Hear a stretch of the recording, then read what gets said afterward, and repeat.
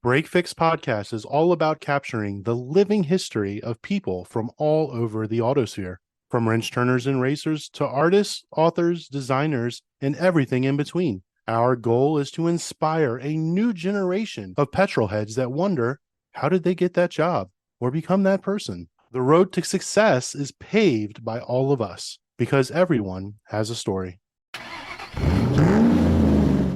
Continuing our quest to spread motorsports enthusiasm, tonight we get as close to the asphalt as possible by sitting down with two gentlemen who are on course to redefine the world of karting.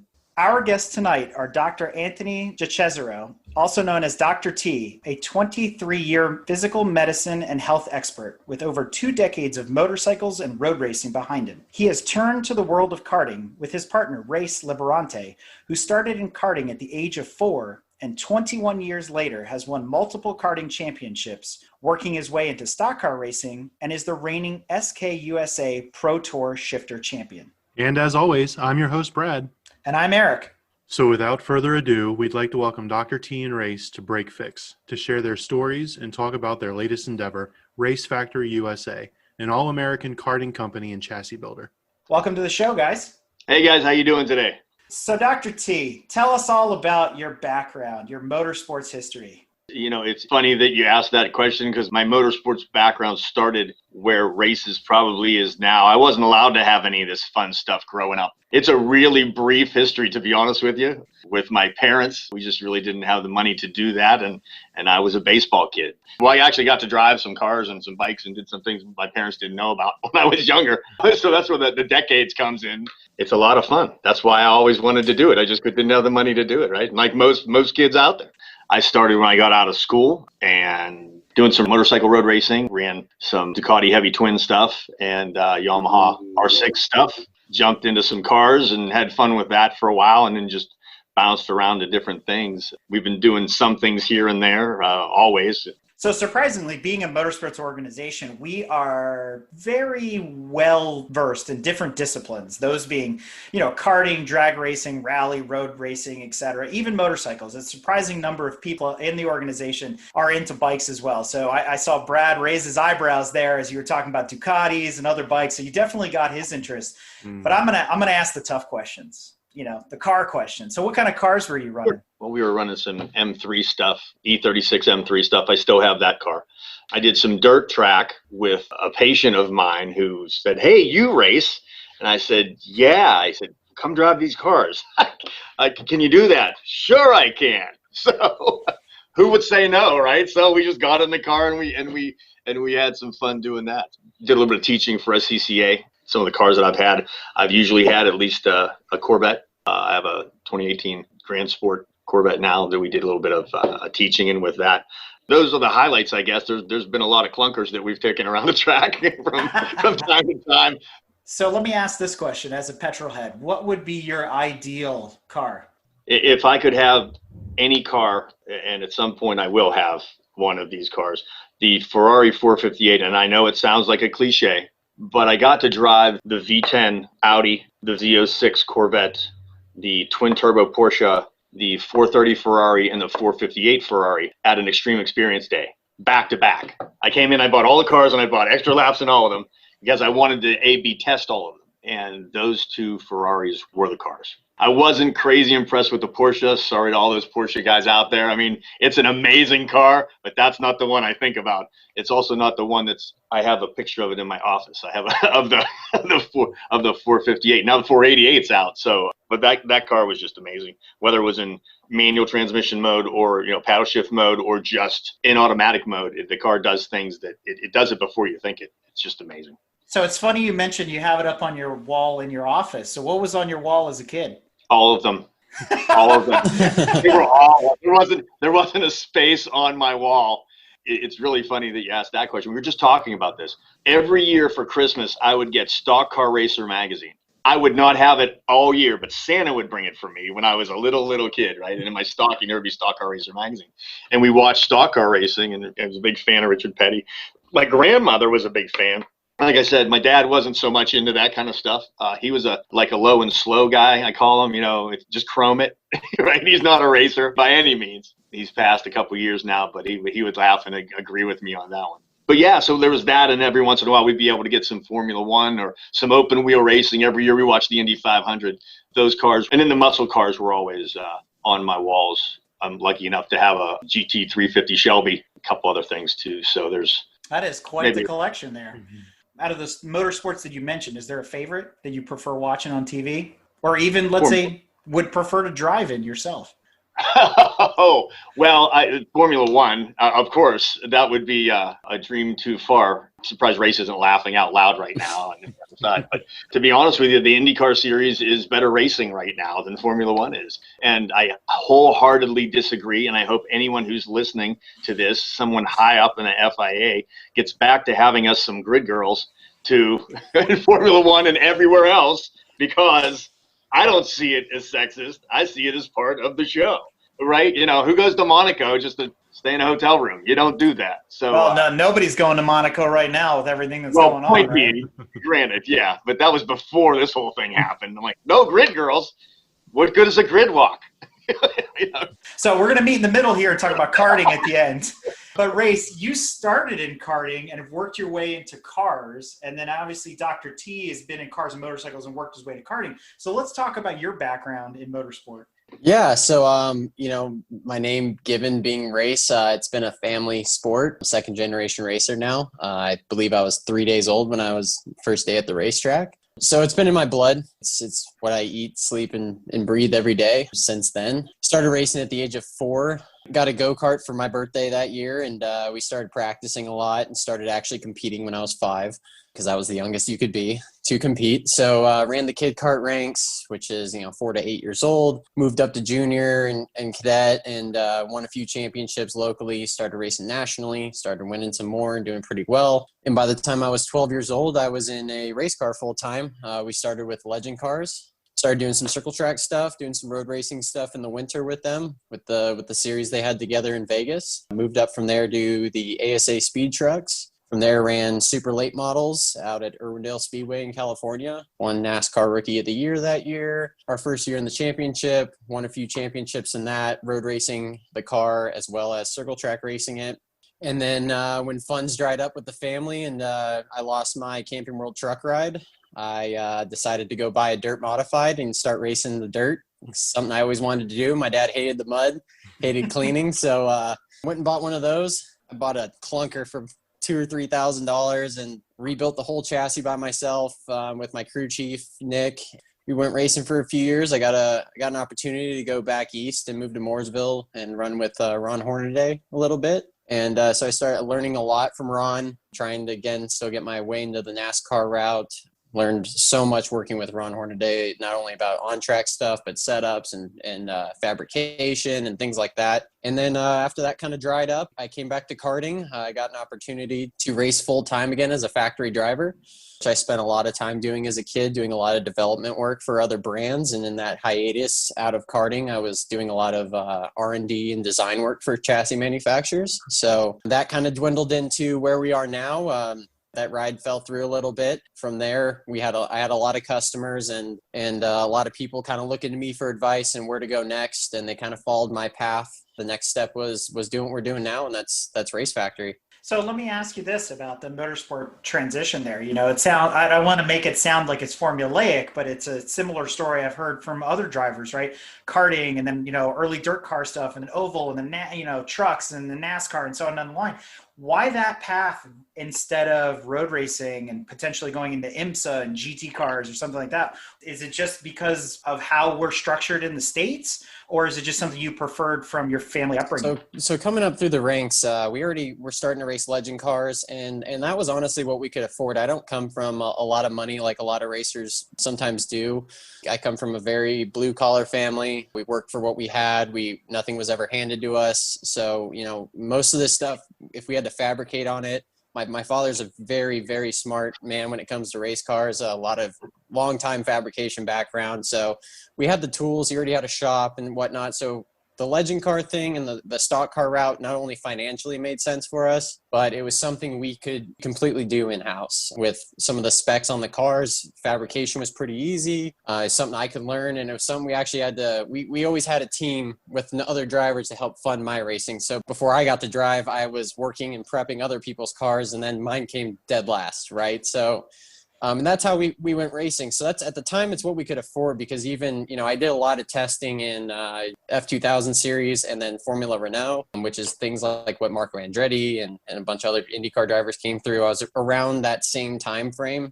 When you got to spend $200,000 on a season and it's not paid for you, it's one of those things where we can go spend 50 racing legend cars, or we can go spend 200 and we'd be out in a year. So it was really the only path we had. We didn't look into the sports car route because at the time I was at kind of a breaking point where, to go run SCCA, you had to be 16 at the time still, and the ages hadn't dropped yet. So I was 12 years old, and we're looking to take the next step and advance my career as fast as possible. And that was really financially our only option. I didn't love it at first, to be 100% honest with you. I didn't like going around in circles. I practiced for 2 or 3 months before we raced. And when we finally raced, I was like, okay, this is a lot of fun. I'm having a good time. We're doing really well.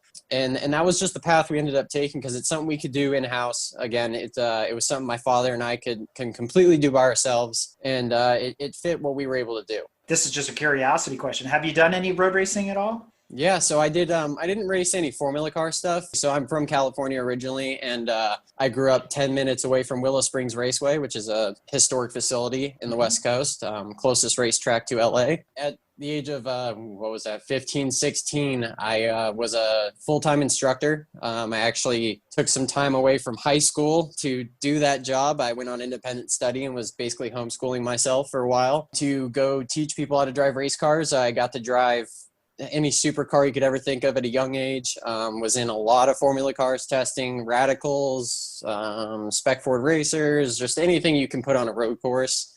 I was either teaching or I was actually driving for some people. So my road racing experience, actually racing cars, is somewhat limited. I did some Spec 7 racing and SCCA. And then we had a series out at Willow Springs called the Southwest Super Lates. It was actually circle track pavement race cars that were converted to road race setups. And we raced at Big Willow. Guys like Boris Said would show up, yep. Sheldon Creed. We had a lot of big names that popped in and out of that series when they were, getting ready for a road race or something like that. That was a lot of fun. I won the championship twice in that, current track record there and whatnot, and a few different classes at my home track. So that was pretty much the sum of my road racing experience. Again, a lot of it was just miles around tracks. Yeah. No, that's pretty cool. So do you have a favorite out of all those different, disciplines there that you prefer one over the other? I'd have to say my favorite car I've ever driven to this day is a Trans Am car. It was hands down where I just felt at home. Like I said, I have a lot of experience in a lot of different things. I drove some Porsches and some, GT3, GT2 cars, some LMP cars. And what I felt at home most was the Trans Am stuff. It was always what I was fastest in. Something more like that stock car-ish background. It was Trans Am is like the perfect mix between the two. Now you're talking 80s, 90s Trans Am cars, or something more modern than that? Current yeah. TA1, TA2 cars. Yeah, that's right in my wheelhouse. It's right where I feel like I've always belonged. Coming from kart, you can drive the kart so hard into a corner, and it's so predictable, and you get in something like a Porsche GT3 Cup car, and with such a small sidewall on the tire and such a stiff tire, it's not very predictable, and it was okay to me. It was fun. Yeah. It was a great time. They're fast, but I went faster in my $18,000 stock car than a $250,000 race car. So that to me was just cool. I'm a pretty gritty racer. I'm not about the flash or the wow factor of it. If it turns a lap time around the racetrack, and I'm having a good time in the car, that's all I can ask for. So that was my favorite for sure. So I'm sure our listeners want to know, what do you drive on the street? Oh no. I drive a 2007 Chevy Express box truck. No, I have a Mini Cooper S that I rip around the streets. It's a go-kart. You hear that, folks? Front wheel drive. Front wheel drive. Yeah, if I could put the engine in the trunk, I would. You should see him drive that thing too.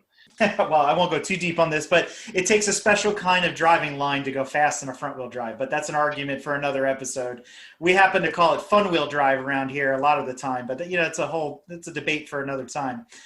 So you came up through karting, and I can empathize with that because I did a lot of karting when I was younger too. I did a lot of endurance karting, as a matter of fact, and flying all over the country, running races, not to the same level that you were at, more kind of ad hoc, pretty amateur stuff, whatnot. So I will say it's not for me anymore because my back can't take it, especially being in the cart for 3-4 hours per stint, stuff like that. That's where I come in.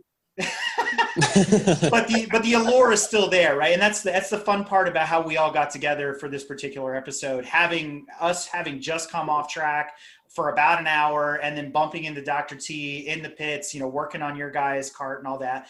But we got to figure out how you guys met in the middle, how the two of you got connected, East Coast, West Coast here. So Dr. T, how did you get into karting? I have a kid, right? So yeah. It's kind of a funny story. My son, he sees the cars and the stuff in the garage and the bikes and things. And he was always talking about when can I race? When can I race? When can I race? His name is Anthony, same as mine. So he's 14 now. He was 11 and we went out to pit race and they had an enduro and it was the Thanksgiving enduro. It was 42 degrees when we started. It was a 2-hour race. And it was 33 degrees when we finished it 3 hours later because there was practice and all that kind of stuff. So we go, and it was myself, a buddy of mine, and Anthony. Anthony was 11. You needed to be 5 feet tall and 13 years old to participate. He was 11 and 4'6". Okay, so the nice part about pit race back then is I'd been at pit race since they first paved it the first time 20 years ago. So we knew everybody there. So I walk in and the girl says, he can't race. I said, and I asked for Mike, the guy who was there at the time, and he walks out. He's like, hey, Dr. T, what's up? I said, Anthony'd like to race. He said, you think he can do it? I said, yeah, I think he can. Let's send him out, do a couple laps. If he thinks he's unsafe or you don't think it's appropriate, bring him in. I would never put him in harm's way, obviously, but I wanted them to be cool with it. So we have yoga. I don't know if you know what yoga blocks are. Yoga blocks are like a hard foam block. It looks like a brick. We have them Velcro to his shoes. Okay. He can barely see over the steering wheel. He goes out there. Long story short, the kid is going out and he came in early because his hands were freezing. We had to pry him off the steering wheel because it was so cold the first time. We didn't know anything about wearing latex gloves underneath your gloves, right? Race if it's cold to be able to keep your hand from freezing. Like I didn't know anything. We didn't know anything about karting. Zero. I'd never been in a kart. So we come in, the race ends, there's 4 national level karters there in the race, and the first team won. There was 3 people on the team. There's 45 guys, a lot of older guys my age, right? And but there's these 4 national level karters, young guys, and they win, and the one kid gets the fast lap. And I'm standing there, and I'm just kind of thinking, looking at stuff, and I go, hey, who had second fast lap? And the guy goes, hey, Dr. T, congratulations, it was you. I went, nope. So my son had second fast lap the first time in a large cart, in a cart basically. And as we're watching the race before that happened, this guy walks up to me and he's standing right beside me. He doesn't say hello, doesn't say anything. He just goes, is that your kid out there? And I look back out on the track and I'm watching. I'm like, yeah.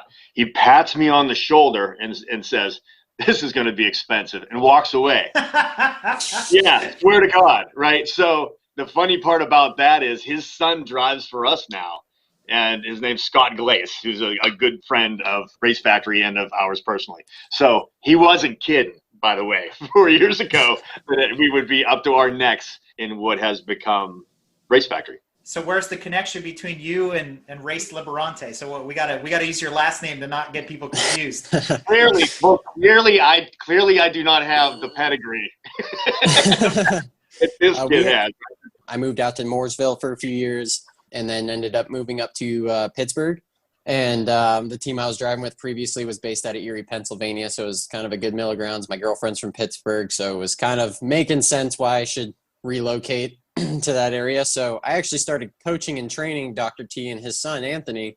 And they became good friends and customers of mine for about a year. He kind of found out I lost my ride with this other brand I was on, or we went separate ways, and he was looking at buying a new chassis, and a lot, like I said, a lot of people kind of, especially at our local track, look to me for advice on what's next. What should I get? What should I be on? What setup should I be running? So when he came to me with that, I said, well, if you're going to buy one because of me, don't. I'm thinking of doing something different. And he goes, okay, well, I'm going to do what you're doing. What are you doing? And I go, well, I can't tell you. I'm in talks with some investors and things like that. And he goes, BS, talk to me about it. And I'm like, okay. So we get to talking, and he's, I tell him kind of where we want to go with the brand and how I want to differentiate ourselves from other karting brands and really other brands in motorsports in general, bring kind of like a young flair to it. And he was all about it. The rest so far is it's not in history because it's still being written, but then that was it from there. We put our heads down, went to work, and here we are. What are we now in 4 or 5 months later? Since we've bridged that gap now, let's talk about Race Factory USA. And for our listeners out there, you can learn more about this by visiting racefactoryusa.com. What makes your karts special? What's so different about them? So to be 100% honest, karts nowadays, we've all pretty much found what works in a go-kart. The differences on our chassis looks aesthetics-wise, we give different options. So there's, go-karts are as simple as they look. They're very, very complex. The materials we use for the metals are all custom made for go-karts. It's not just some off-the-rack tubing you get at your local patent steel or whatever steel supplier you've got locally. This is all special blended material, all chromoly steel. So our blends of material are a little different. Our chassis design is a little unique, but the biggest differentiator from our brand to other brands is really our marketing approach is completely different. We're trying to build a lifestyle brand. Race Factory isn't just a karting company. In fact, we're in talks with partnering with many different teams for different avenues outside of karting for these kids to grow into eventually when it's time to move up to cars. The marketing approach for us is huge. We want to be, for lack of better terms, the Hoonigan of karting. What really turned the drifting market completely into what it is today is the young marketing behind it. Making it all interesting, making it all exciting, and really boosting that up, the lifestyle behind motorsports. Karting is the purest form of motorsports there is, hands down, because it's so simple. And showcasing that is what we really wanted to do. There's not another kart brand in the world that does the marketing that we do to try and grow the sport of karting, motorsports in general. This is the perfect gateway. If you look at the Indy lineup, actually, right now, the entry list for every race this year, every single IndyCar driver raced go-karts growing up. Every single entrant. So this is really the start of a motorsports career is in the karting ranks. And it's actually one of the cheapest avenues of racing in general, and something you can do out of the back of your pickup truck. I mean, I started my first business out of a storage unit. I was working on people's go-karts. You can do this with nothing, $100 in tools from Harbor Freight. It's something we want to showcase more than anything. Our go-kart does have some pretty cool options on it. You can choose between aluminum components or magnesium components, which is standard on most go-karts nowadays, but we give our customers the option depending on their budget, depending on what they're planning on running, what they're planning on doing. We're in process to give our customers setup manuals, so that way, they've got all the tools necessary to go do the best they possibly can out of the box. And we're one of the only companies in the country right now that will ship you a race-ready go-kart to your door in a crate. Most go-karts you have to buy, they come in a box, all unassembled, no instruction manual, no nothing, and you have to assemble it and kind of figure it out. So a lot of people veer away from motorsports because they're afraid to ask questions, they don't know what they're doing, so on and so forth. There's many different reasons, and we're trying to give our customers every tool they need to go be successful and the marketing behind it to help their careers out in the future. So let's talk about the karting market space itself. I mean, for the longest time, at least, in my generation, most of the karts were European, right? With either whatever motor you could put in it, Japanese or American. From what I understand, Race Factory, everything's been constructed and designed here in the States. And that makes it also a little bit more unique than your typical, Sodi kart or anything else that might be out there. So right now we're actually, our products are made in Italy and Eastern Europe. But they are all designed for our market here. Our tires, our tracks, our engine packages, our weights. The weight we have to run, our minimum weight, is different than Europe. Everything is designed for our form of karting here. We're working on actually producing product in the United States. Unfortunately, with the way things are right now, it's very difficult. But it's something that we look to roll out in 2021. But yeah, the big differentiator is we design everything for our market, not the European market. Which is, it doesn't sound like much different, but when you're on a completely different tire, completely different engine package, the asphalt construction is even different here compared to Europe.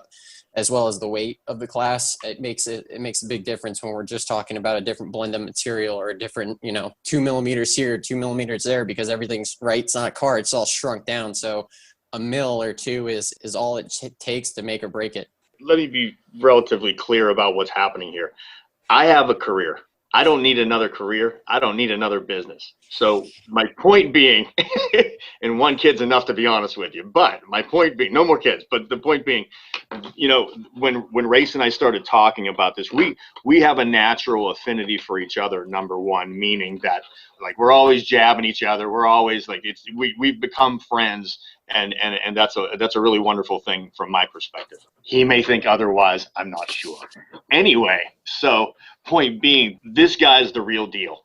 That's the reason I did this. When he talks about their design here, he does that. I got involved with this because of the gentleman that we're talking to now and his ability to do the things that he's talking about.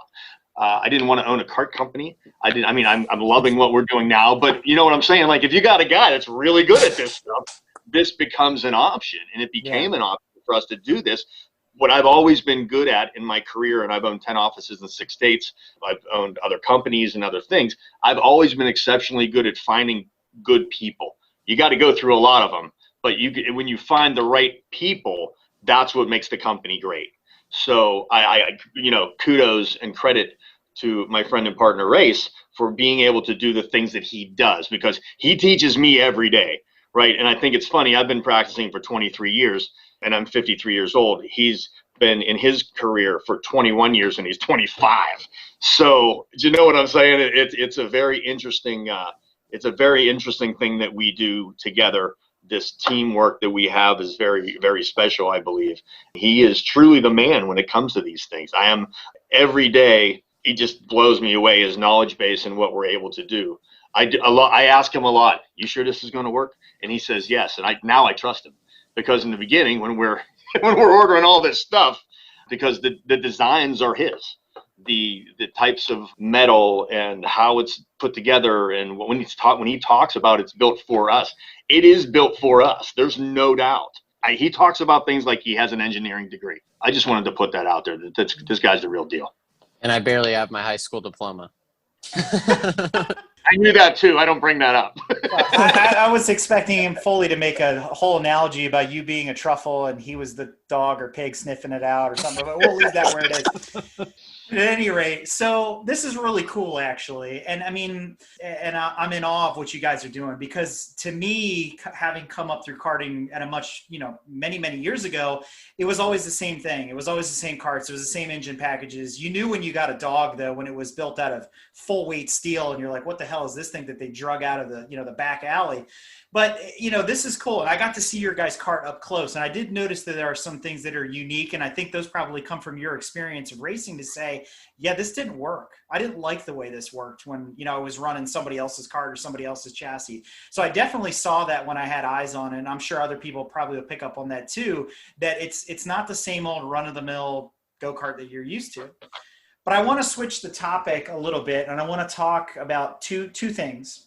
One, safety. And two, how you engage and cultivate the younger generations getting into karts, especially girls, right? So, because I got 2 daughters, but we'll get to that in a minute. So let's first talk about safety, because when you're in a kart as a kid, right, your dad or your mom puts you in one for the first time, chances are they're the go-karts at the beach, or kind of like it's like a lawnmower, barely better than a lawnmower engine, and the thing's heavy as all get out, and it's wrapped in bumpers and cushions and and styrofoam and everything else you can think of.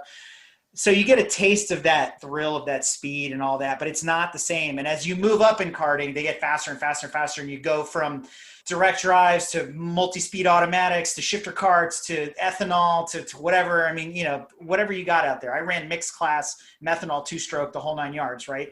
But every time you start adding speed, it gets more dangerous, and you're not really strapped into a kart. You don't have a harness. You don't have a Hans like we do in the cars. There really isn't a roll cage. So what do you guys do in terms of safety? So the karting industry, and to give the karting industry credit in the FIA, CIK rules that we use from the Europeans, a lot of credit. They have done a lot with safety over the years. So karting, when it started out, there was no bodywork. It was a tube frame all put together. There was nothing there, open wheel. Then they went to Nerf bars, which were just metal bars that kind of stuck out towards the tires, and it was a little harder to make wheel-to-wheel contact. And then through the 90s and up till now, we have full plastic bodywork around the whole go-kart. Now, we don't have the bumper system that goes around the tires and wraps all the way around the go-kart. We have plastic full-width rear bumpers that keep a lot of people from going on their lid. Back in the day, actually, one of the things I was taught when I was a 14-year-old kid was how to put somebody on their lid if they disrespected you on track. And that was a thing. I mean, people could make you flip. So that was with the metal rear bumper that was very narrow. You would ride over the top of people all the time.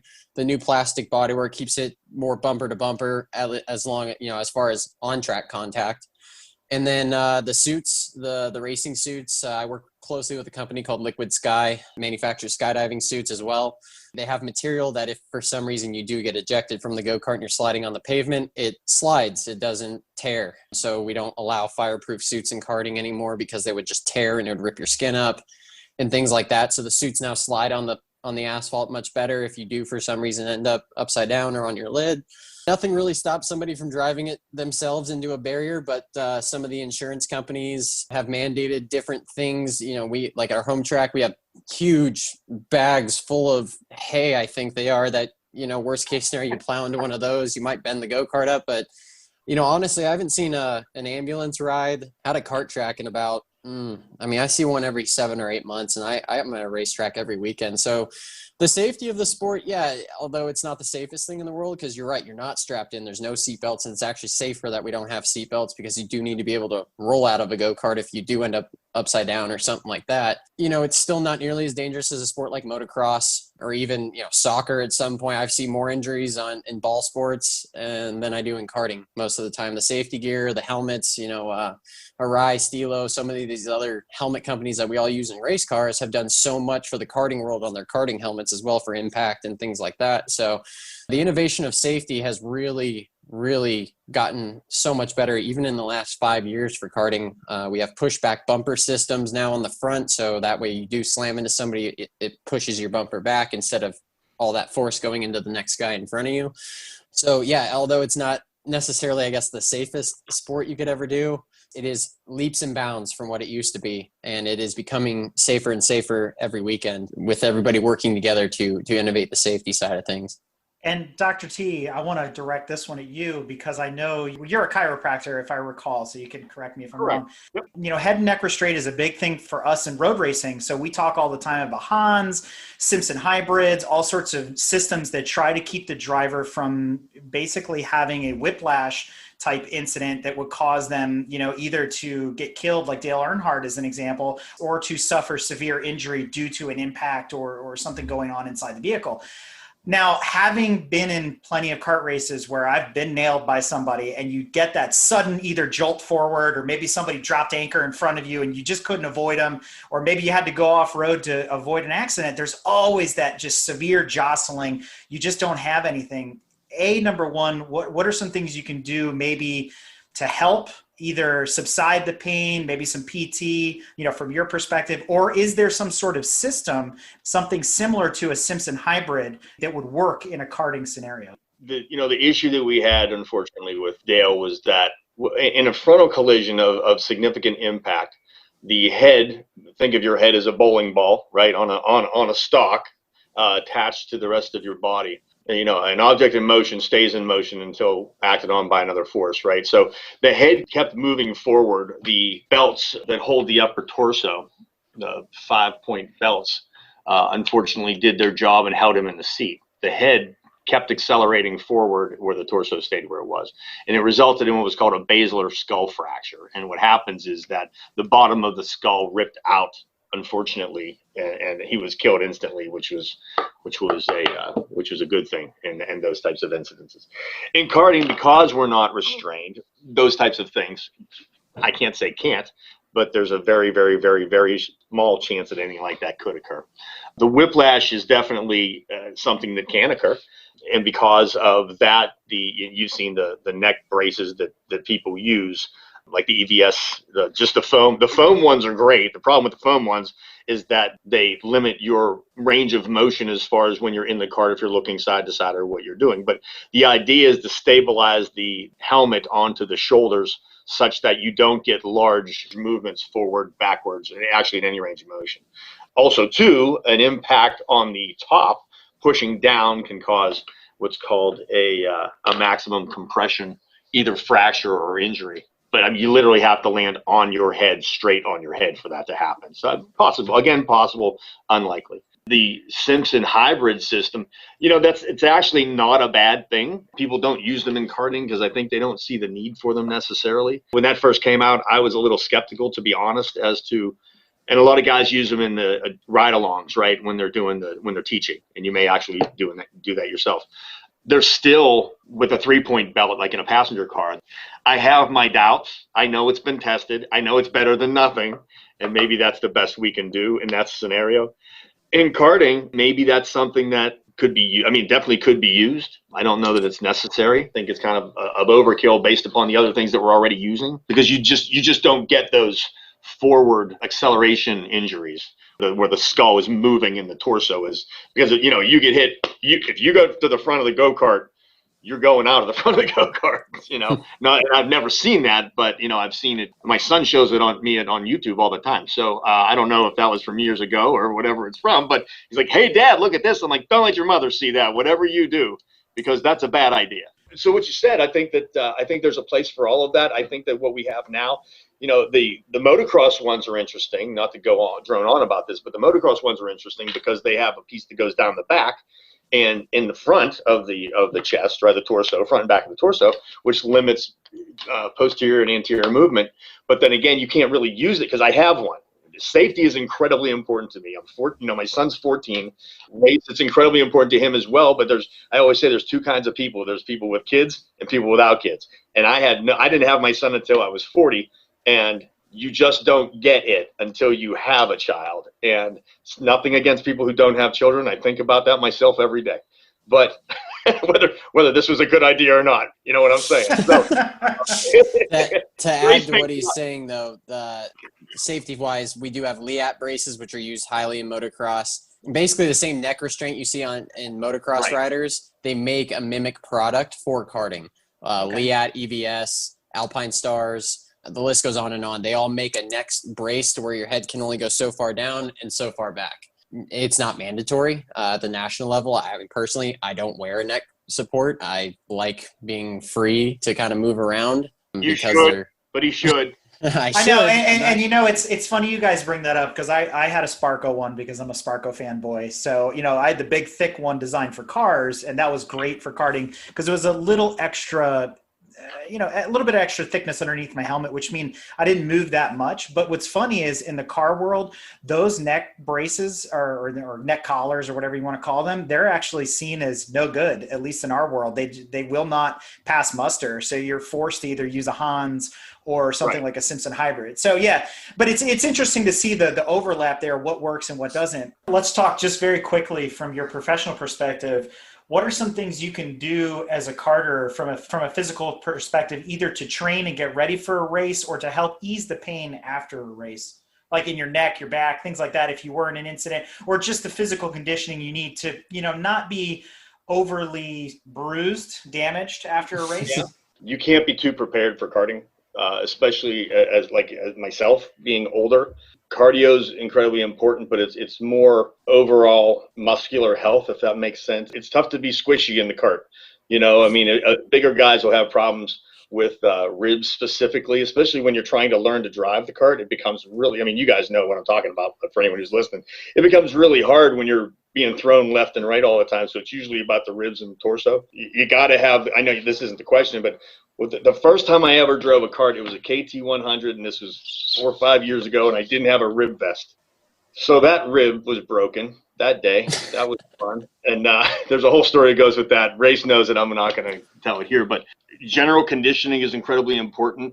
I'm not a big guy with ibuprofen and those types of things, but you got to be rested. You have to drink your water, eat well, because it's so fast. And when I say fast, I don't necessarily mean we're going 100 miles an hour. You may only be going 30 miles an hour, but the transitions between rights and lefts and looking ahead and the things that you're doing that Race alluded to earlier is happening so quickly that it's very taxing. And if you're tired, just like any sport, you can't perform well. You may be sore, and if you're sore, it's ice and ibuprofen, to be honest with you. We could talk to a bunch of our guys, just the older guys. The younger kids don't nothing. My son's they're like rubber bands. It doesn't rubber. matter to them. Yeah, exactly. Yeah, but that's get your rest. Just all the things your mom told you, right? Get your rest, eat well, be hydrated for sure, and come ready to pay attention to what's going on. My other question goes to Race, in that rubbing is racing, but in karting sometimes it's like, do you really have to? Yes. It is racing. It's you can ask anybody at the kart track. I'm not the cleanest guy out there, whatever got to get the job done. But honestly, the wheel-to-wheel action in karting is insane. Rubbing doesn't really work for racing in open wheel cars. And it hardly works in go-karting. You see a little bit of bump and run here and there, kind of like you would see at a stock car track. Most of the time, a lot of drivers have a lot of respect for one another. Here and there, people get a little rowdy, you get a little pissed off on track, and you reflect that in the guy in front of you sometimes, or the guy you're battling with. But it's not a necessity, absolutely not. For the most part, though, a lot of drivers nowadays, we have a lot of respect for the safety side of things, like we're talking about, keeping each other safe, not trying to hurt one another. As a sport, it's evolved to where in the mid early 2000s, in the era I really grew up as a sponge, soaking up information from people I looked up to in the sport or something like that. Dirty driving was kind of normal. They allowed you to race hard, and that everybody had to go off of a respect basis. Nowadays, we have a lot of rules in place that, you can't use the other guy's bumper in front of you to get by him and things like that. Our national sanctioning bodies actually have 2 cameras on every corner of the racetrack, and there's actual marshals from IndyCar. These people are hired from IndyCar to come marshal the races, and they actually call penalties to rough driving. So there's a lot of rules in place. There's a lot more respect at the racetrack, on the racetrack and off the racetrack from drivers nowadays. So dirty driving is kind of becoming a thing of the past. A lot of people are not only forced to race clean, but choose to race a lot cleaner now. And it's funny you mention that, because, every time I get back in a kart, and I do enjoy it, I find myself, and I've had some other drivers say this too, that, have kind of come up and come away from karting. They go, man, I've gotten slow in a kart because the driving style is totally different. You got to use your body to kind of get them to rotate and stuff like that. But you realize you've gotten smoother and you're a lot more strategic. Like, I'm always looking way ahead. I'm planning out my move, looking for somebody else's mistake in their driving while I have time to catch up to them, because it's not like a car where it's like, well, he's in a Miata and I'm in a Corvette, so this is going to take all of about a half a turn for me to execute this pass. I think when I was younger, it was way more tactical. It was like, I got to take this guy out. I got to get him out of my way. It's like you're playing Mario Kart, for lack of a better way to put it. But it's just kind of funny, I think, the maturation process of a driver and what you take from every sport and what you bring back to it when you're jumping from disciplines. So did you see that as well when you moved from karting to stock karting, et cetera? Or was it kind of just a natural progression rather than a learn and bring back? Like I said, I was raised in a way that at the racetrack to drive with respect and race people how you want to be raced. Now, again, if somebody raced you the way you don't want to be raced, you return the favor.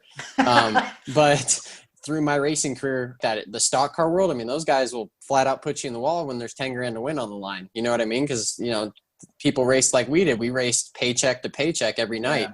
So some people rely on that gas money to get home, and it's their livelihood, right, on the line out there. So I can't explain what happens when the helmet goes on necessarily. Some days I almost forget sometimes when I'm pissed off and I'm, that extra focused, I kind of forget about the race once in a while. But growing up, yes, everything I learned in karting helped me excel even further in any of the next steps I took in my racing career, because I already had the fundamentals down. The karting really teaches you the fundamentals of racing, the racecraft. Like you said, line selection, where you're looking on the racetrack, that's a huge one, looking way ahead. A lot of people look at the hood pins. That's a common thing, that people look right in front of them and they don't make the right decisions on the racetrack due to that, not looking ahead and being prepared. But you learn all these things at such a young age in karting, and it's almost ingrained in your brain. Like I try and teach these young kids this, and it's such second nature to me now, because like I said, I've been doing this my whole life. I don't think about looking ahead. I don't think about telling somebody to look ahead all the time, because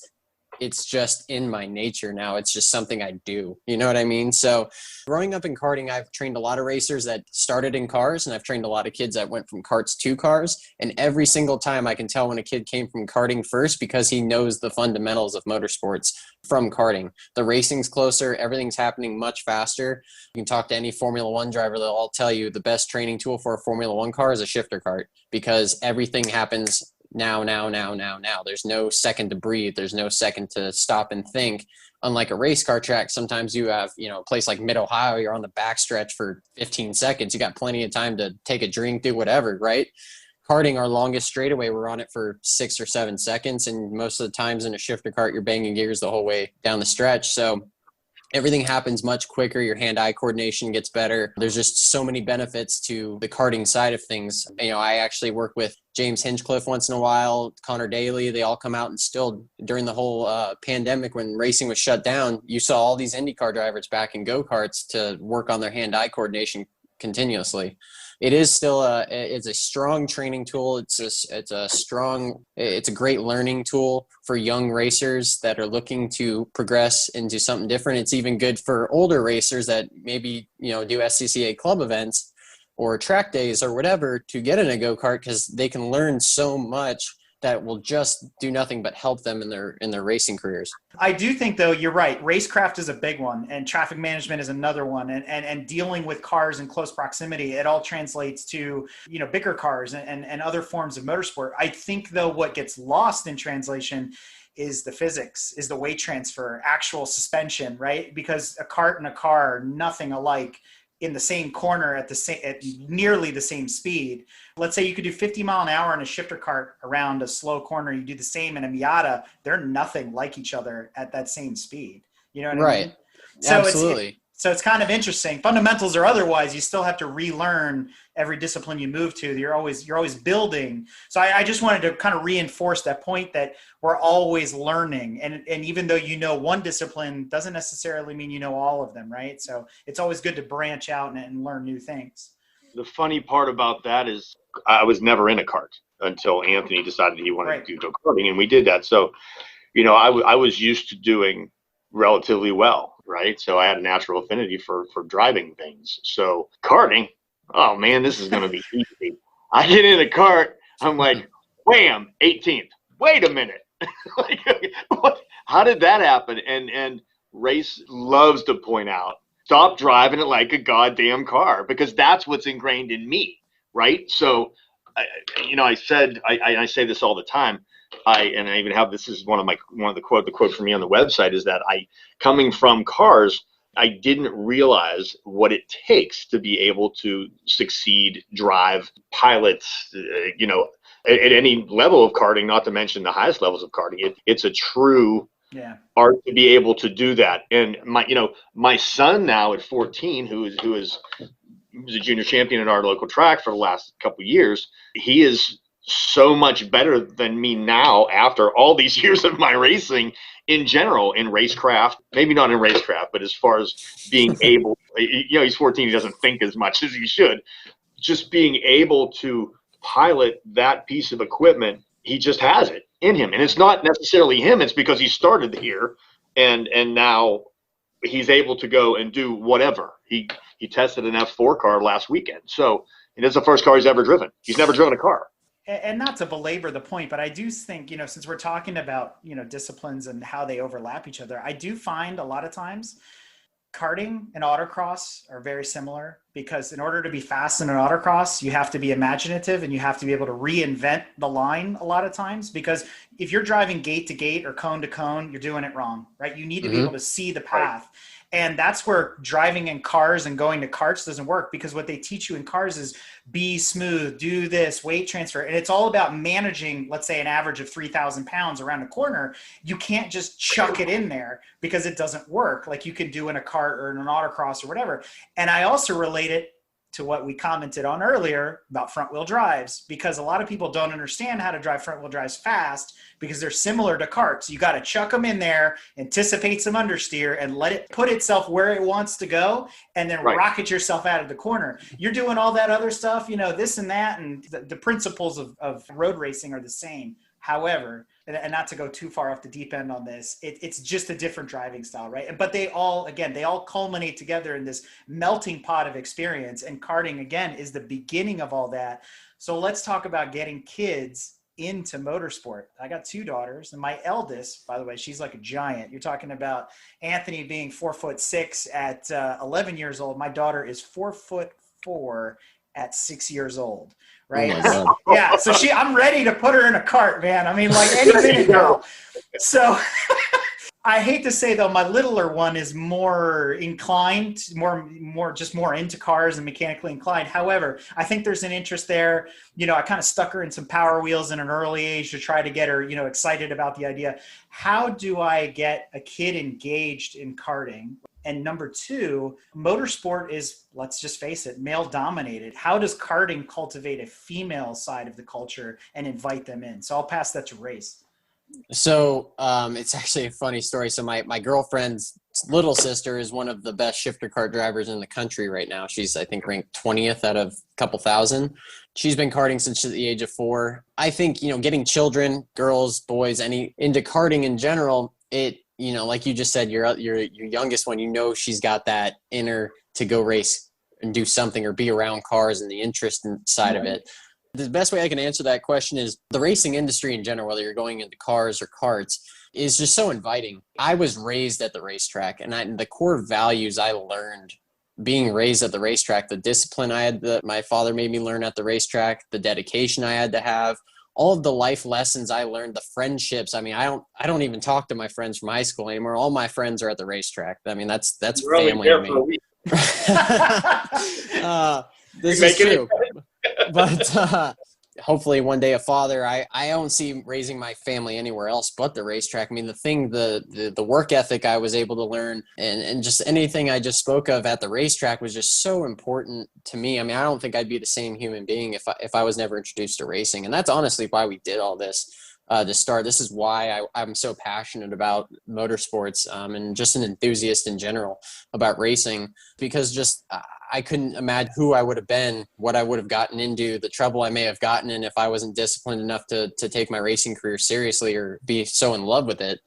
But getting into karting or getting into motorsports, it's all about the people around you. In reality, I think just getting in a go-kart, whether it starts at a K1 speed indoor or a fun land where you're shooting mini golf with the family and you end up just taking your kid for a ride in a go-kart, it's not the easiest thing to get into, I guess. I mean, finding somebody to rent a go-kart, that's kind of the problem with the industry right now, but that's something we're really working hard to fix, is push the content out so the kids do see karting or the families see karting, get the interest. You know, all the kids we see at the track, we have kids ranging right now at our local club from 4 to 13. They all hang out together. They're all playing football, you know, on the sidelines and stuff. It's just, it becomes such a family atmosphere. It's such a great place for a family to go and participate together. Everybody's there to help each other. So it is a super inviting sport once you're trying to get into it. Getting into it, getting that time, maybe it's a rental, like I said, a K1 speed ride, something of that nature. There's kart shops almost surrounding every go-kart track in the country that have a kid kart for rent for the day that you can throw your kid in, or a rental kart at the facility, or like I said, an indoor kart track. Those are the easiest ways into the sport if you're trying to introduce it to a child. But why motorsports? Why get into karting first? Why any of this is again, just the lifestyle. I mean, it's irreplaceable. That's very true. Can't say the same about golf, unfortunately. No, just kidding. No, you can't. I don't care. You can ask Tiger Woods, and he's not as excited as I am about motorsports. What does the future of karting look like? Like, if you had a, Race's crystal ball, what do you think the future looks like? As a kid, I never understood why it wasn't in the X Games, why it wasn't an Olympic sport, why it wasn't bigger than it is. Everybody, you can walk up to any kid and go, hey, do you know what motocross is? And they're all like, yeah. And you go, okay, you know what kart racing is? And they go, no. You know what I mean? Oh, you mean K1 speed? So we have, especially in the United States, it's the second biggest sport in Europe next to soccer. Karting is. So we don't see it the same way that the world sees it, per se. In America, it's 10,000 drivers deep consistently for the last 10 years. Now that's people moving up, coming in, etc. I see the sport being eventually on television, streaming, the same way that you would see an SCCA race potentially, or a Trans Am race, or even a NASCAR race. I think it's way more exciting. I think you can put a show on with karting.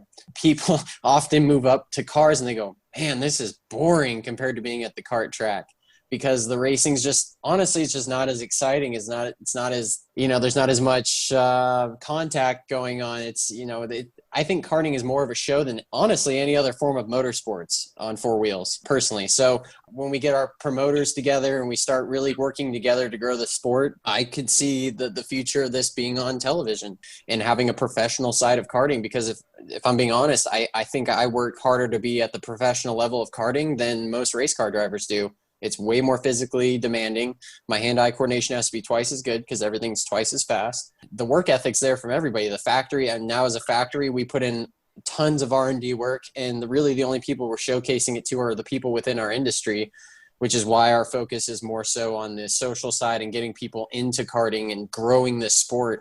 I think it takes everybody working together to put that package together to not only, we have to grow the grassroots side of it, which I think, again, karting is the grassroots form of motorsports. You build that base and possibilities are endless. The automotive world is changing every day. We get newer and bigger and better reports about the next EV that's coming out. Because I've been up and down the West Coast running at several K1s, and even in the South, they're electric for indoor. And that makes sense because you don't want to be breathing in all those fumes. Mm-hmm. But do you see electric as the future of outdoor kart racing? Many don't know, but companies like Bombardier, which owns Can-Am, Sea-Doo, Skidoo, a huge company, Aprilia, and list goes on what they do. They make one of the most successful and best go-kart engines right now, and they've been working with Bosch currently on a electric platform. You see these in development constantly. The core karting market, it would break my heart to see two-stroke racing gas and six-speed shifter karts go away. The car market is going to dictate, and really what we're allowed to do with the environment is going to dictate where we go with karting, I think. Two-strokes are obviously not the cleanest. We've been working on some four-stroke options. We race four strokes right now and then some of the lower-level classes. But I do see a future, and I don't think it's within 5 to 10 years. I say it's 15 years down the road, we're going to see full electric go-karts, electric engines strapped to these go-karts. That's okay. I mean, it's whatever the market dictates. Dr. T, how do you feel about the future? I think that the electric kart is a lot closer. I say it's within 5 to 7 years. Racing, I don't necessarily agree with that on that point, but I think that's a lot closer than we think it is. And I think, again, what he said, as soon as it's adopted by the car companies, which it's becoming, let's look how far we've come in the last 5 years, right? From Tesla to the new Volt and the Volt from Chevy. I think the future is bright. I agree with race 90% of the time. And I think that part of what we're doing here to be able to showcase what happens here, that was the one thing, I'm an outsider coming into this. So I get to see this from a different perspective necessarily than guys. And it happens every day. And I get guys at the track who've done this for 20 years. And I look at them and I ask some questions. And there's one gentleman in particular who, he's kind of because it's always been done this way kind of thing. Well, that doesn't make you stand out to anybody, and it doesn't advance the sport because it's always been done that way. I've always been the guy that says, well, why not? And why can't we do that? The thing that makes me excited about the things we're doing with Race Factory is we're very excited about the karts, and we know that what we've built and what Race has designed is the forefront of karting right now. And we don't buy and have made and design 100 of these things. It's like there can be 20 or 30 of them or 10 even. Hey, we could do this better. Well, we're already leading. Okay, but we could do this better. So the next order goes in with a totally new design for new stuff. So the constant innovation is really cool for Race Factory. That's what I wanted to be a part of.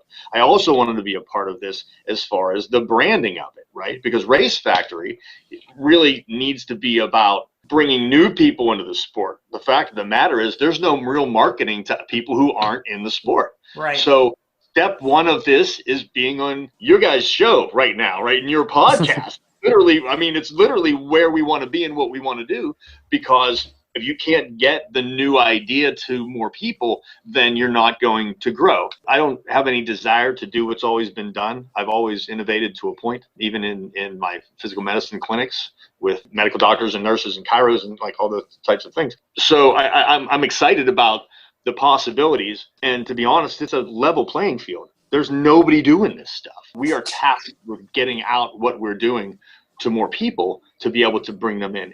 I know I'm preaching to the choir here, but for anyone who might be listening, come to a local track. If you show up and you decide that you want to do anything like this, come to Pit Race where we are, find us, Race Factory. You will find people there who you may not agree with all the time, but if you need something, they're the first person to give it to you. Yeah, man, take this. You need that gear, you need that tire, you need that thing. How can we help you with the motor? How can we? It's amazing. And I've never experienced that in any other sport. It has a lot to do with the fact that nobody wants to go out on track and do laps by themselves. So you got to make sure your competitors are running. That way, at least you can brag that you beat them. You know, whether they're band-aided or not, right? I mean, we know that's the real principle behind all that. But I do want to circle back to something important about the future of karting. I tend to agree with both of you and disagree with both of you at the same time. I think Dr. T is right. I think the future is a lot closer than we realize for various reasons, environmental, but also they're going to need to groom Formula E drivers somehow, and they're going to have to get kids into electric go-karts early, right? Because as we know, the power delivery and the complete mechanics of electric cars, their handling is totally different than that of gas.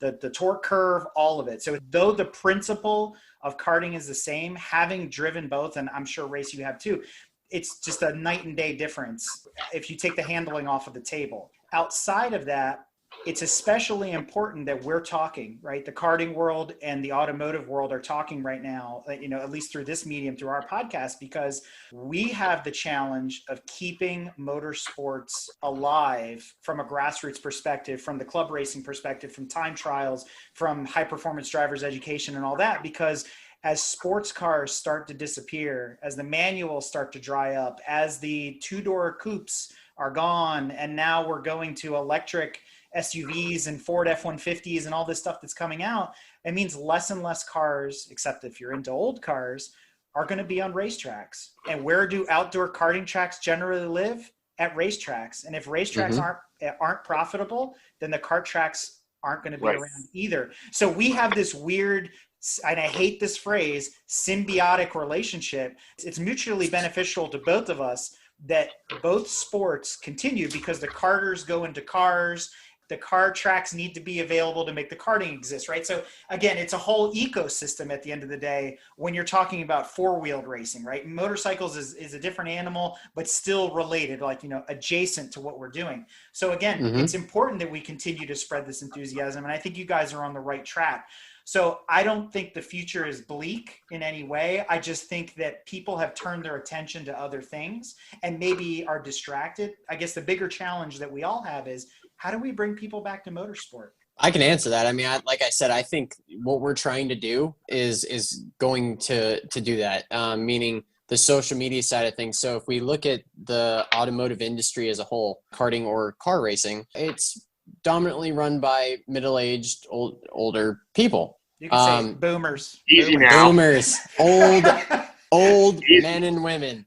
Easy now. With technology, not, you know, them living through having no technology to now what we've got now. I think it's. Wait a minute, no technology? Come on now. He just called you a Luddite, all right? Yeah, thank you. Yeah. Yeah. Well, he doesn't understand what Luddite means. You know what dial-up sounds like. It's what? You're too old to market anything anymore. And it's just the truth. It is what it is. Everything's evolving. You know, I'm going to be depressed when we race electric karts because I love my C12 VP race gas with some castor oil. I love the smell of it. It's what wakes me up in the morning. But you know what? Things are going to change. Things are going to evolve, and we're going to have to just build off of that. And that's where I think the racing industry has fallen behind a little bit. You know, I look at the marketing in karting because it's generally driven a lot by younger people. A lot of millennials now are really starting to run the content side of the karting industry, the drifting world. If you just take drifting as a sport, it was nothing 10 years ago. it wasn't a sport really. It was a hobby. It was a sport maybe in Japan and some of these other countries, but here in the United States, it really didn't start growing until you saw the millennials get into it and start creating content with it and start pushing that content on their social platforms. Again, companies like Hoonigan's really taken the sport of drifting and exploded it to the public. So we want to do the same with karting and motorsports in general. I mean, we have our hands in some Trans Am stuff, some F4 stuff.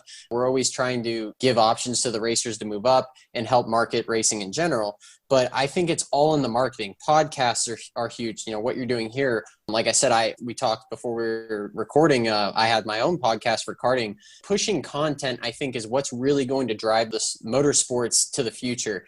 Because in reality, that's the form of advertisement nowadays. I mean, our president uses it to advertise what he's doing every day. In reality, that is our source of advertisement, and it's free advertisement. It's something anybody can do. I stress a lot when we go to these one-off karting events for people to utilize their social media, to push content, to keep content going in motorsports and try and spread what we're doing, because, you know, again, it's not on TV as much as it used to. Like you said, everything's innovating. So we're starting to see sports cars go away and electric vehicles come in. And like you said, trucks and the two-door coupes are going away and whatnot. So I don't think racing is going to die because of any of that. If anything, Formula One is a strong platform that all these manufacturers use for technology to test in their new vehicles. So I don't see racing going away per se. Sports cars are the same thing. BMW houses a team because, you know, they're innovating for the future for their production vehicles. So I don't see it going away necessarily. I see it shifting. I see it shifting a lot and potentially shrinking a little bit. Can we say motorsports has shrunk in the last 15 years? Absolutely. We can. Agree. I would also say the advent of things like iRacing has probably changed the way we perceive it now. And especially now in the time of COVID, where you were watching IMSA through iRacing and Formula One and IndyCar through iRacing. It's like, wow, well, nobody gets killed. And, oh, by the way, I can buy a ringer, e-gamer, you know, esports guy to come in and play for me, as we right. allegedly heard happen on a few races there. But there's something to be said about that too. And that's very, you know, dystopian sci-fi type of future where racing is now like Ready Player One and not us actually physically out on the track anymore. So I often wonder if maybe that's the end state of all this. Is it's going to be VR, AR, you know, it won't matter if it's electric carts or petrol carts anymore, because we're all going to be jacking in like Black Mirror and playing online. It doesn't matter how old you are at that point, right? I would agree with you to some extent. Yeah. I mean, listen, we all raced on the sim during COVID. Everybody was. I mean, I think iRacing stock shot through the roof when COVID happened, and so did Fanatec and all the wheels and pedal sets and sim sets you can get. But there's nothing that can replace the adrenaline that you get in a race car. There's nothing that can replace that feeling, even just, again, the people at the racetrack. So I think you're always going to have your motorsports enthusiasts that want to be hands-on with it. I kind of disagree with you thinking that it may replace motorsports potentially or real racing. I think it's actually a great tool to get people into motorsports. I think it's another platform for people to see if it's something, one, they're talented at, two, if they're interested in, for a lot less. Again, labor-wise, you don't have to do anything but buy the setup and hook your computer up. Two, it costs you a fraction of what it would cost to go buy a race car and try it or rent a race car for a day. So I think it's a way, you know, look at William Byron. He started on a sim and now he's racing Cup. I can see both sides of it, but I think they're always going to be separate in their own ways. I think it's amazing. I use it as a training tool every single day. I'm getting ready for a race in Sebring next week, and I've been on the sim every single day driving Sebring. I don't see it replacing motorsports ever, because there's just nothing like touch, the feel, the smells, the adrenaline. To me, there's nothing like it. If you haven't experienced it, for any of you listening and you're just sim racers, I suggest getting in a car and going to a track day and finding that difference for yourself. You know, there's only one thing that I'll add to that, because I think Race Factory is positioned very well. Because let's face it, the reason that people don't get in race cars and don't go racing, it's one thing, right? It's money. It's always money.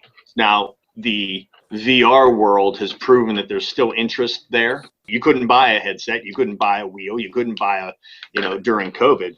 So the interest is there. We have to figure out a way to get these people into a low cost racing sport that gives them the same type of thrill, right? That they can get with VR, which is much more obviously in person. And that's the karting, right? So if we can get them into karting, that's going to be get them young, get them in, give the family something to do together, which all too many times, listen, my son, he's just like every other kid. I got to pull the phone out of his hands constantly. I got to get him away from the screens. And that doesn't happen at the track. At the track, they're running around, working on karts, going up to see the other cars. They're actually like I was, back in the Stone Ages race. But Free Wi-Fi. yeah, right. Yeah, right. Exactly. So yeah, I think that our job is to be able to get people into motorsports, in karting, starting them there, giving families something to do together again. I think Race Factory is a perfect option if we can make it cool enough and young enough with a young vibe with cool shirts like Race has on and good social media. I think that we'll be able to do that better than anybody else at this point, and we'll just see how it goes. Race, one more for you. Any tips for drivers, things that they could do very easily to maybe make their karting experience better, make themselves faster? Anything you want to share? Some hidden gems there, some secrets. So yeah, I mean, my training regimen, whether I was in cars or karts, consisted a lot of hand-eye coordination. When I lived in certain areas that had, honestly, slot cars, I raced slot cars just for the hand-eye coordination. When you're going on a 1,000-foot track in 3.2 seconds, your hand-eye has got to be amazing. And so I think hand-eye coordination is one of the most important. Some people use video games for that. They even make these new things that I forgot what they're called, but they're basically little light up deals that like you used to see in an arcade and you had to hit them as fast as possible. Yeah. You're starting to see a lot of racers use those. Physical conditioning. I mean, anytime I feel good in the go-kart, well rested, a lot of it has to do with my physical conditioning too. So pounding laps, looking ahead, the list goes on, but I'd say the easiest is preparing yourself with good hand-eye coordination, being relatively physically fit. Rest, like Dr. T said, is a huge one. If you're not getting 8 hours of rest before a race day, I can guarantee you're not going to be as good. And I guess those would be my big three. That and I do a lot with nutrition on a race day. I make sure that I've got a proper calorie count. I drink enough water. I'm drinking amino acids, things like that to help me recover even quicker. I may take it a little more serious than most, but it all adds up to that end result. So any tips for going faster in terms of driving technique? Going faster. Buy a Race Factory kart. Yeah, buy a Race Factory. No, I would say, data is nowadays, especially even in car racing, data is huge.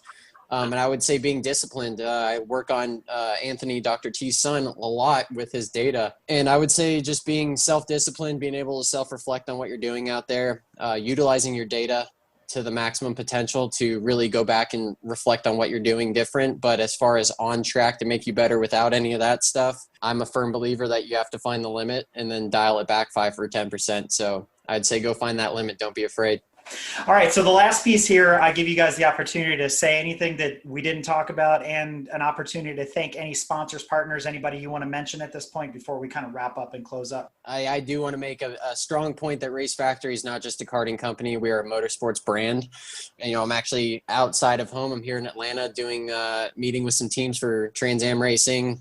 We've had some meetings with F4 teams and F3 teams, Spec Racer Ford teams, to branch out into other forms of motorsports to help people grow into, help them, give them a path to the car world to better their racing careers in the future. And hopefully maybe one day I'll be a part of somebody's IndyCar career. Between that and, of course, we have so many sponsors. Group A Apparel is a huge one of ours. Delta Sport U4K, which is actually a sim racing team that we do a lot with. Cross promotion, and we put our karters in their sims and they put their sim racers in our karts once in a while. So those guys, Stilo USA, Liquid Sky, Whitehall Health Center, Mr. Dr. T himself, we actually are looking to branch out into an actual physical side of that, tuning on the drivers, tuning on the racer themselves, trying to make the actual driver better through nutrition, through their physical abilities and things like that. It's something that Dr. T and I are talking about strongly getting into in the future. So yeah, all that combined, look for Race Factory on all your social outlets, Facebook, Instagram, racefactoryusa.com. And we want to thank you guys for having us on here, definitely. Yeah, I'd like to thank the people that we've worked with so far, everyone that Race mentioned, obviously, and then the people at our local track at Pit Race. They've been incredibly welcoming, and we've fielded almost half the field are on Race Factory carts at this point. And I think it has a lot to do with, we talk about being a motorsports brand. We also take a very family-friendly atmosphere. It's a very family-friendly atmosphere when you come and see what we do. We're very serious about training. We're very serious about the carts themselves on race days, but there's always food and music, and it's like an event for us to be there. So you know what I mean? So when you think about Race Factory, you can think about some of the baddest ass racers out there, but you can also think, hey, this is a place where your mom can come, or your girlfriend, or your parents, or whoever, to come and be comfortable and have a good time with us, because I think that's as important as any results. That's what I've chosen. That's what Race has signed on for as well. I mean, he's a hardcore racer. He's a wonderful gentleman, and I thank him as well for helping me to be a part of and teaching me personally what it means to be at the highest levels of karting. But to everyone else that has come out and been so kind. Our social media person, Alexis, she's incredible and wonderful, and we can't put this show on without her. And for anyone else that I'm forgetting, I sorry. We thank you. There's a lot of great people we're working with, and this is, for me, it's a side business that is becoming a passion, and I'm just really happy to be able to be on this podcast with you guys. And if there's ever anything we can do for you personally, professionally, please don't hesitate to call me personally, or Race Factory in general. So I think to wrap things up, as I look back over things, I'm reminded of when Ayrton Senna was interviewed, many years before his death. And the reporters asked him, what was your favorite race? What was your most memorable race of all these F1 races and wins and pole positions you've had? And he flat answered, karting. Right? That's when he had the most fun. He always viewed it as the most pure form of racing. And for somebody of that caliber, with that reputation, with that history, to look back after all those wins and all those years and say, karting is where it's at, that's something we should all take to heart and we should all think about. And I think what you guys are doing is awesome. And I think it stems from those types of emotions, that sentimentality there. And I applaud you guys for what you're doing. And I cannot thank you guys enough for being on the show. This has been excellent and hopefully educational for our listeners, and hopefully for everybody that's out there listening that's got kids. Call up Race, call up Dr. T, look up racefactoryusa.com, see what's going on, get your kids involved. This is how we keep motorsport alive, is getting the kids interested. And if you don't have kids, maybe you'll like karting. Try something different. Get into something new. Call Dr. T for your chiropractor needs after you're done. And on that note, gentlemen, again, I cannot thank you enough. It's been an absolute pleasure. Thanks for coming on the show. We appreciate it. Appreciate it. If you like what you've heard and want to learn more about GTM, be sure to check us out on www.gtmotorsports.org. You can also find us on Instagram at Grand Touring Motorsports.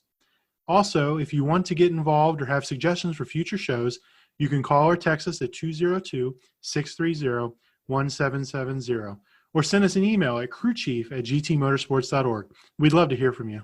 Hey listeners, Crew Chief Eric here. Do you like what you've seen, heard, and read from GTM? Great, so do we, and we have a lot of fun doing it. But please remember, we're fueled by volunteers and remain a no annual fee organization. But we still need help to keep the momentum going so that we can continue to record, write, edit, and broadcast all of your favorite content. So be sure to visit www.patreon.com/GT Motorsports or visit our website and click in the top right corner on the support and donate to learn how you can help.